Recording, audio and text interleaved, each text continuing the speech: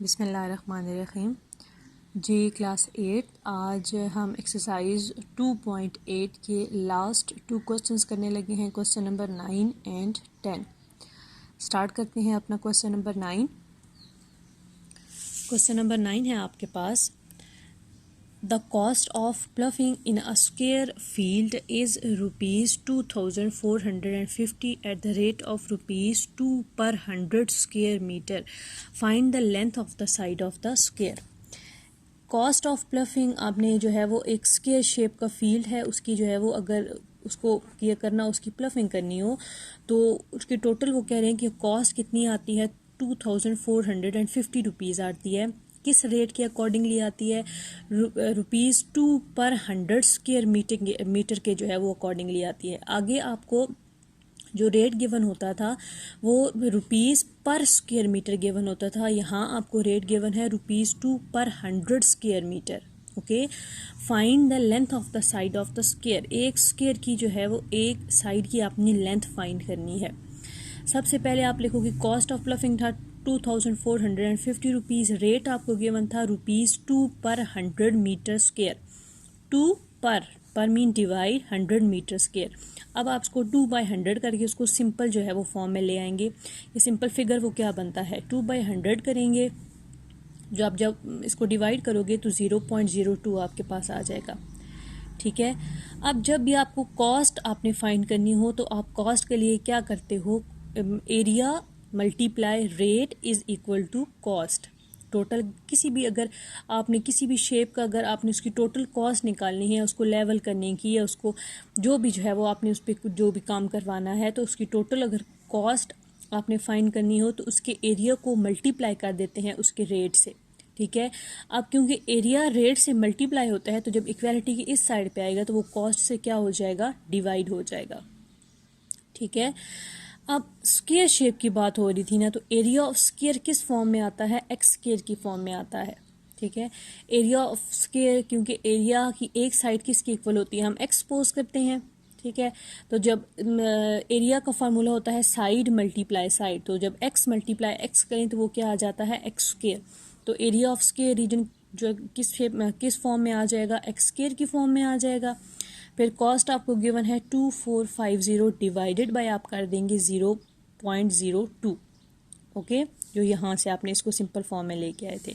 फिर 2450, अब इसका आपने पॉइंट ख़त्म किया, डिनोमिनेटर में है ये नंबर, जब इसका पॉइंट ख़त्म करेंगे तो इसका पॉइंट ख़त्म करने के बाद ये जो 100 आएगा ये कहाँ चला जाएगा, नोमिनेटर में। 2450 ये 2 एज इट इज़, और ये मल्टीप्लाई, इसका पॉइंट ख़त्म करने वाला जो 100 आया वो ऊपर नोमिनेटर में शिफ्ट हो गया। अब आपने इसकी कटिंग की, 250 और 100, फिर 2450 मल्टीप्लाई आपने 50 कर दिया तो ये 122500 एक्स स्क्वायर का आंसर आ गया। अब आपने एक साइड फाइंड करनी है, मीन सिंपल एक्स फाइंड करना है, तो ये एक्स के ऊपर से स्क्वायर आपने ख़त्म करना है, taking square root on both side. जब आप स्क्वायर रूट अप्लाई करोगे तो 1 2 इसका स्क्वायर रूट, तो ये सिंपल एक्स की फॉर्म में आंसर आ जाएगा। 122500 को जब आप स्क्वायर रूट फाइंड करेंगे, ये देखें ये पेयर आपने बनाए। ठीक है, 3 3 are 9, 12 में से अगर 9 सब्ट्रैक्ट करें तो आंसर आपके पास आ जाता है 3। साथ आप जो है ये 2 5 पे यूज़ करेंगे, इसको डबल करेंगे 6, साथ आप 5 लगाओगे 325 एग्जैक्टली डिवाइड हो जाएगा। लास्ट पे ये जो 2 0 रह जाते हैं, इसका एक 0 ऊपर क्वेश्चन में क्या हो जाता है, शिफ्ट हो जाता है।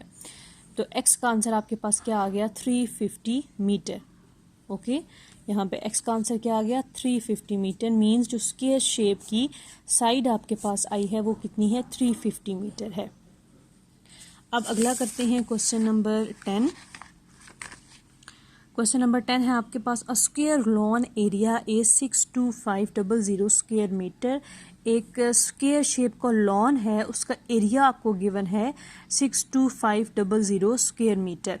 ठीक है, नेक्स्ट क्या कह रहे हैं कि a wooden fence is to be laid around the lawn. एक लकड़ी की फेंस लगानी है, लकड़ी की बार लगानी है लॉन के पूरे साइड पे।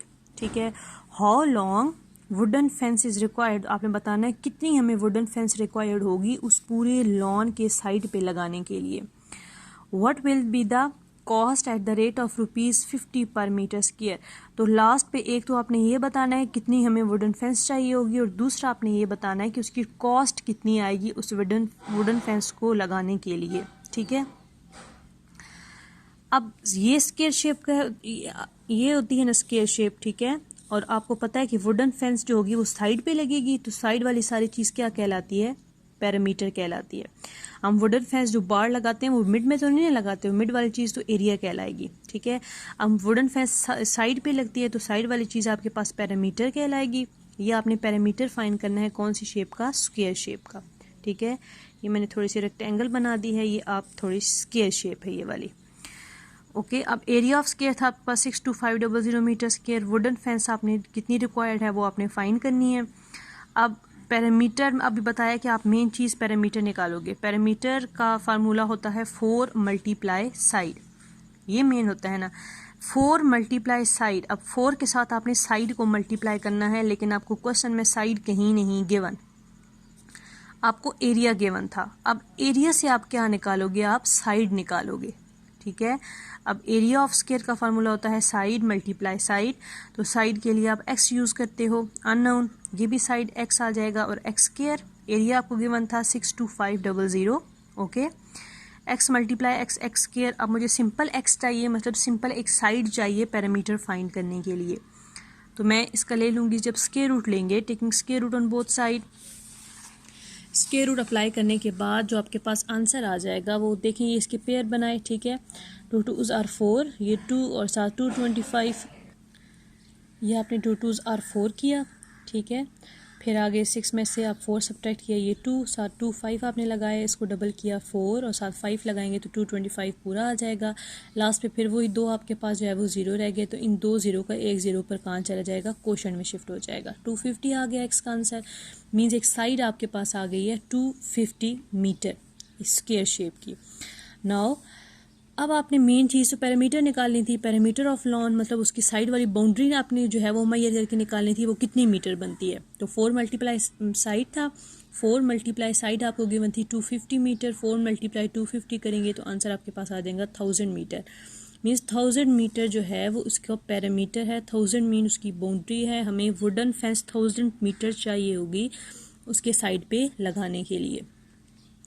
अब आपको उसकी कॉस्ट भी फाइंड करनी थी कि अगर 1000 मीटर आपको वुडन फेंस चाहिए तो उसकी कॉस्ट कितनी आएगी। तो आपको कॉस्ट गिवन थी, कॉस्ट ऑफ वुडन फेंस पर मीटर, 1 मीटर पे जो वुडन फेंस की हमें कॉस्ट आ रही है वो 50 रुपीज़ आ रही है। ठीक है, 1 मीटर की। तो अगर 1000 मीटर हो तो हमारे पास कितने जो है वो कॉस्ट आएगी, तो 1000 को इस 50 से क्या कर देंगे? मल्टीप्लाई, तो ये टोटल कॉस्ट आपके पास आ जाएगी। ये 50 है, ये 1 मीटर की कॉस्ट है, तो आपने तो 1000 मीटर की निकालनी है। तो टोटल कॉस्ट अब करेंगे तो 1000 मल्टीप्लाई क्या कर देंगे? 50, तो आंसर आपके पास आ जाएगा 50,000।